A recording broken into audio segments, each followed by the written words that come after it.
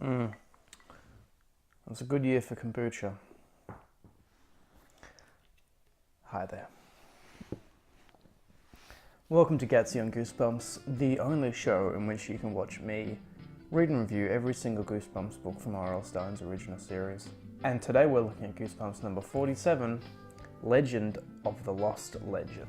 Appropriate cover art from Tim Jacob is here. This, character features prominently in the book, but I don't know how scary that's going to be to anyone, just seeing what is essentially a Viking. Tagline is Finders Keepers, presumably referring to this treasure chest here.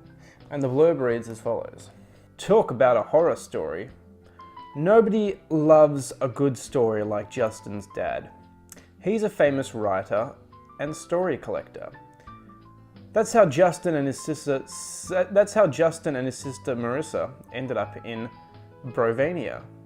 Their dad is searching for an ancient manuscript called The Lost Legend. Justin and Marissa want to help, but instead of finding the lost legend, they get lost.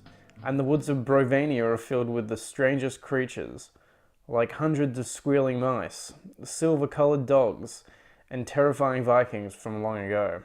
So Justin and Marissa are with their dad in Brovania, European-sounding fictional country, looking for The Lost Legend, which is a manuscript that's meant to be held in this silver chest that's been missing for hundreds of years. It's never actually explained if he's just looking for the manuscript itself, or if he just wants the story that's in it. Doesn't really matter. Yeah, so Justin and Marissa are in the fictional country, I guess, of Brovania, looking for The Lost Legend, which is a manuscript that no one knows was on the manuscript, but it's been missing for like hundreds of years. It's not explained if Justin's dad wants the manuscript itself or he just wants to know the story that it contains. But Marissa and Justin, really want to find it as well and make their dad proud and become rich and famous. Then one night, a silver dog with a note around its neck leads them into the forest and into this hut where a Viking woman lives called Ivana. She's like, tomorrow morning, I'll send you on your test, and if you pass the survival test, you can get the legend. You can get the lost legend. Here's this big hairy creature to be your guide. He'll help you through it. So they wake up the next morning. They're not in the cottage anymore. They presumably started this test somehow. Then the guide creature runs off. So they're stranded. And they see and then just what follows is just a whole bunch of really poorly conceived and not very interesting bullshit. There's some mice that hatch from eggs, but then they squeeze them, they've got an off button. And then there's these giant cats that chase the mice. Then there's a stream with like a plug in it. And they find out a lot of the trees are like fake trees, they just fall over. And after a few chapters of just this stuff happening, the guide creature, Luca, comes back and he can talk now. He's like, you survived my test. And they're like, what? How did we pass? It's like, you found out what was real and what wasn't. What are you talking about? So like the mice weren't real, they were mechanical mice, but the giant cats were real? Like the stream wasn't real, some of the trees were real, but some of them weren't. What are you even talking about, man? This is the least effective test ever. Oh, also that Viking woman was just a wind-up doll that Luca, the guide creature, invented. Why not just have the Viking woman just actually giving the test? I've got no idea. It just seems like another twist that didn't really need to be there. And then because this book is really poorly paced, they meet up with their dad, and then Luca gives them the wrong chest and he doesn't get the lost legend, so they go back and he's like, oh well, I don't have the lost legend, but I know these people that do.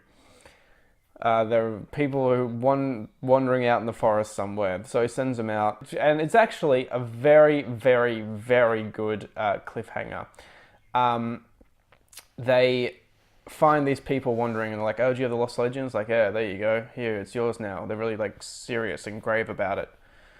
And they're like, oh my god, we finally found it. Dad, what does it say? It's like, well, whoever has the lost legend will be lost forever. Dad stared down the manuscript.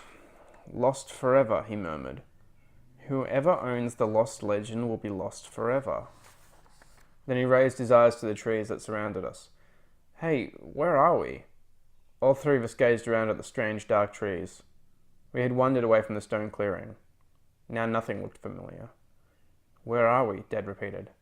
We're lost, I whispered. That's a really good cliffhanger. Like, that's actually a really, really good, spooky, scary cliffhanger. And it makes sense because that's why the people were wandering around. What isn't good is everything else that came before it. There are so many questions that I have. No, there's one. What the fuck was that even about? Like, I can sort of understand it as like trying to like delve into like the fantasy genre, but then what is all this stuff about like mechanical mice and wind up people and a test where you find out what is real and what isn't, but we the reader don't find that out, neither do the characters. None of it makes sense. What are you even doing? Why was the guide creature the one pulling the strings? Why did he make a wind up Viking woman? Why a Viking in the first place? How did the guide creature know that? There's no way to analyze it. It's nonsense. It's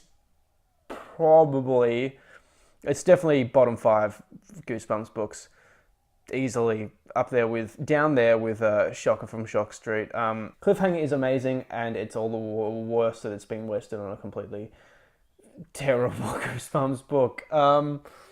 Do not recommend, if that's not clear enough. A waste of time. Legend of the Lost steaming pile of shit. Well, that's all for this week, thank Christ. Please join me next time, in which I discuss a much better Goosebumps book, Attack of the Jack-O-Lanterns. In the meantime, though, thank you for watching, and please stay spooky.